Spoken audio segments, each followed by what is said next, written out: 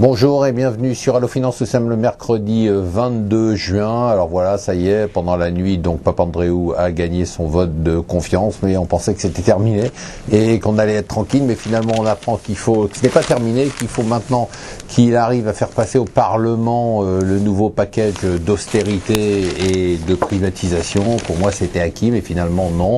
C'est-à-dire qu'il a eu la confiance, mais il n'a pas encore gagné ce vote-là, donc ça sera dans quelques jours, donc encore quelques jours d'incertitude sur le marché. Pendant ce temps-là, toujours un peu de nervosité. Alors hier, on a eu un beau rebond à la fois sur le CAC et sur l'euro et sur tous les indices boursiers. Et encore ce matin sur l'Asie avec un Nikkei qui a monté de 1,8%. Bon, sur l'impression que quand même le problème de la dette grecque va être résolu. En tout cas, à court terme, on va colmater les brèches. On a à peine fini de colmater les brèches qu'on nous annonce qu'il y en a d'autres qui s'ouvrent. Alors le FMI n'y est pas allé par quatre chemins.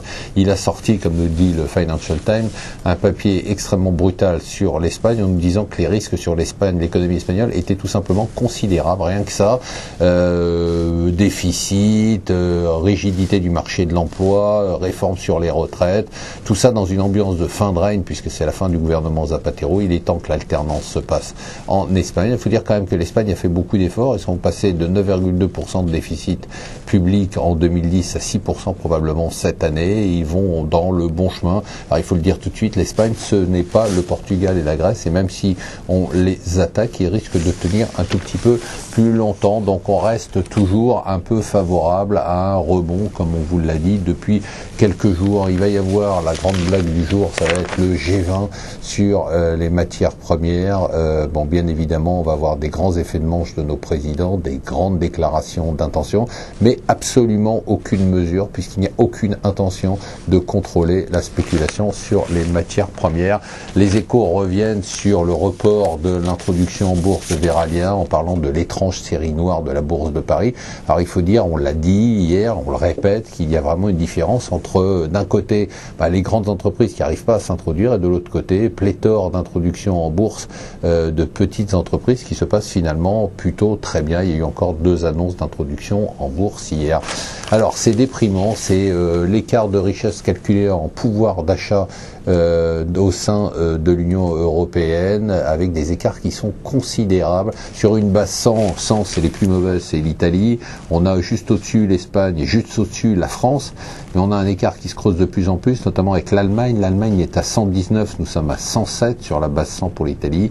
Et le Luxembourg, lui, est à 283, les Pays-Bas à 134. Donc c'est une Union européenne qui est vraiment maintenant faite de plus en plus de briques et de brocs, et nous on se retrouve dans le côté broc plutôt que dans le côté briques. Alors la nouvelle d'hier, c'était bien évidemment l'Assemblée Générale de Carrefour, tout le monde l'attendait, donc on a la confirmation de la scission de Dia, la filiale immobilière, on assure pas la filiale, et on a surtout la prise de pouvoir par Olofsson, l'ancien DG qui devient PDG et qui a donc tous les pouvoirs maintenant pour mener la politique pour Carrefour. Bon courage, parce qu'il va lui en falloir, ça va pas être facile. C'est la fin officielle qui devrait être annoncée ce soir du QU2, que c'est la réunion de la Fed qui se tient aujourd'hui, et c'est terminé. Il n'y aura plus d'aide de la Fed pour essayer de soutenir le marché des emprunts américains. Alors ceux qui en ont, à mon avis, balancez-les au plus vite, car vous allez avoir des soucis. Alors un gros dossier du Wall Street Journal sur les ETF, sur les trackers, qui nous explique quand même qu'il y a des risques considérables et qu'on pourrait un jour se retrouver avec un vrai risque systémique de ce côté-là, puisqu'il faut rappeler qu'un tracker, quand en face de vous, vous avez une banque, et si cette banque est en difficulté, eh bien votre tracker vaut à peu près le prix du papier et rien d'autre. C'est intéressant. Alors sans passer à la panique, il y a quand même il faut faire attention, bien évidemment, aux contreparties qu'on a quand on achète un tracker, qu'on voit qui vend ce tracker, quelle banque. Et enfin, un dossier alarmant, mais intéressant, comme souvent dans le Parisien, la fraude. La fraude au fisc, à la sécu, au chômage.